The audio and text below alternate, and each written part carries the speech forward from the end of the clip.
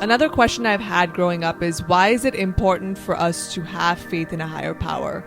So we could still live a life of service. We could work on getting rid of our ego. These things can all be done without a need for faith in a higher power. We can still become good human beings in that way. And then what are all these rituals? Why do we need to do all these rituals to achieve that? When we can still live a good life and be a good person. Yeah, definitely.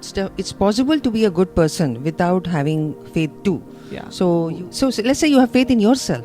Yeah. Some faith is needed. You have to have faith. Faith in yourself would mean you would have confidence. You would believe in yourself. Mm-hmm. So let's say you believe in yourself and you don't need to believe in God, okay? And you are a good person, you're doing good deeds, you're helping people, you're taking care of your body, all those things are great. If you're able to do it that way, sustain it that way, it's good.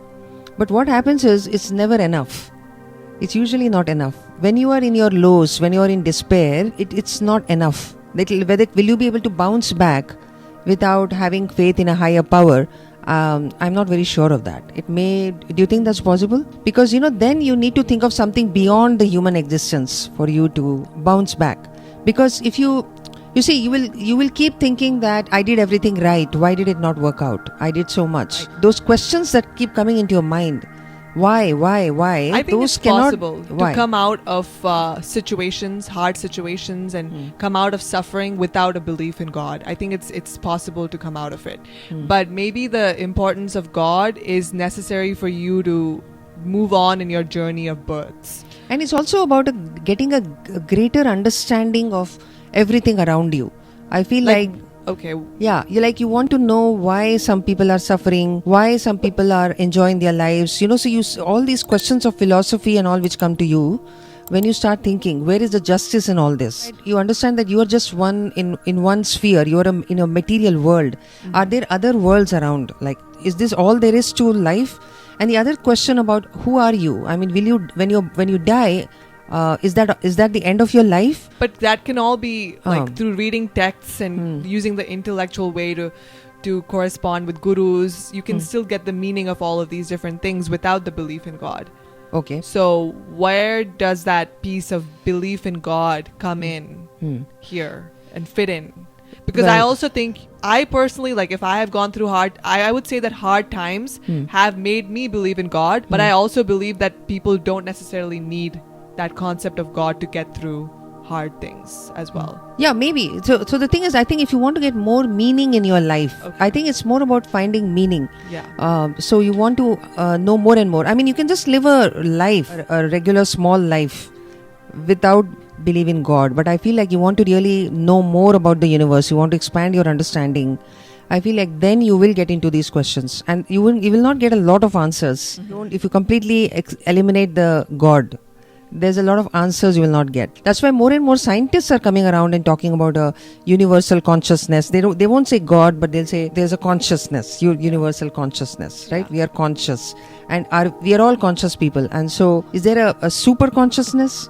And so they will talk about those things. Even the scientists are talking about it now. Yeah. So I think it's needed. It's there and it's needed. It's both things. Yeah, I think the way it works is you can get through your life from beginning to end without belief in God, but that's not the ultimate goal of life, right? I think as a Hindu, we believe that we're going to be born again and again, and if we want to be released and liberated from this cycle of birth and rebirth, and that eventual goal is moksha, which is actually being different sampradayas think different things, but it's about forming a relationship with that God to attain eternal bliss, right? So that's the goal. How do you achieve that if you don't believe in God? Yeah, that's true. I think God comes into play more when you think about liberation. So if it's just this life, if you're happy with this life, like you have got it all right, everything is going well, and that's how it's okay. There'll be good times, there'll be hard times, and that's all, you're okay with that. Because there are these Naval Ravikants of the world. I'm sure, I don't know if he believes in God or not, or even the Tim Ferriss. These people have nailed meditation. They can probably meditate every day for an hour. So they're going through something really difficult in their life, and the way they'll get through it is, I just meditated for hours, and none of that involved bringing in God. Yeah, it's possible. It's possible to live a good life and be good without having that belief in God. Yeah, but it's when you want liberation. Yes. When you want moksha. And that's there in even in Buddhism is there. Even Buddhism, I think, also doesn't believe in God as such, but they talk about salvation, right? So Nirvana. salvation, nirvana. They're nirvana. So that is it. And now scientists have even established reincarnation. They have shown in many cases that somebody remembers his past life. There have been many, many instances. So now if we have established that we are born again and again, I feel like that is already leading you to the concept of a supreme consciousness or a Bhagwan or a God, Brahman. It's already taking you there. If you're believing in this, that's small children are able to remember their past lives. Yeah. And it has been, with evidence, it has been found that it's correct. Yeah. So now you know that this child remembers. So then it's already taking you to in a space where you have to bring in God in that. Like right? there is God is basically something beyond your understanding. Beyond your understanding. So we have to all know that there's a limited understanding. Our eyes, our ears, Yes. right? They all are so limited. Okay, you can get telescopes, you can get microscopes, so you can enhance.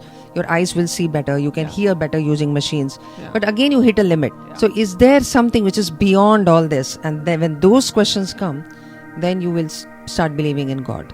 Right. Right? Yeah.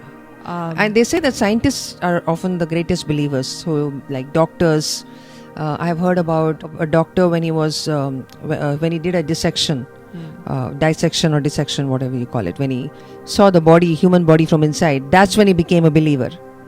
Like he was an atheist until he saw what's inside the body. Yeah. And then he said, "How is this working? Who is making it work?" It's like, how is everything working by itself? Those questions when they answer.